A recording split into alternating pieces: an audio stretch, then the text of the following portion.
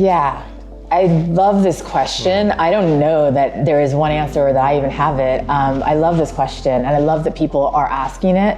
I saw an amazing keynote at Oscon a few years ago about that actual thing, especially in AI and in ML. And like, when do you make that decision if you're building an automated, self-driving car?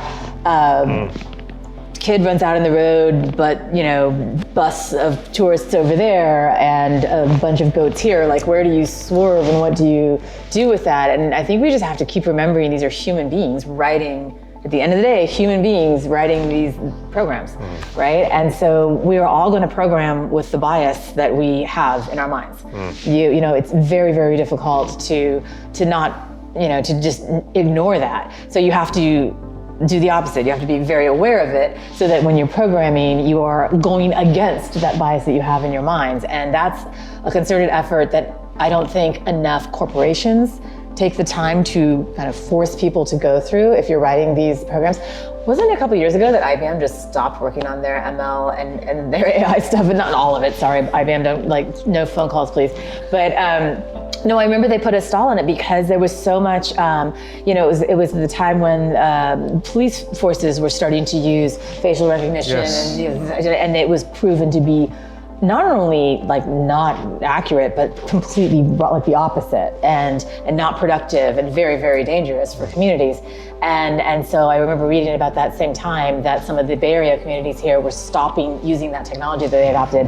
That IBM said, well, hold on, we need to put the brakes on this until we can understand really, how to do this the right way, I guess is the right way to say it. So I am not, in one of those governing bodies that makes those decisions, and I'm not even sure how it is being regulated right now. But I just think as a human being and as a person who advocates for developers and helps run developer communities, is something I constantly try to remind people of. I think each individual has a responsibility.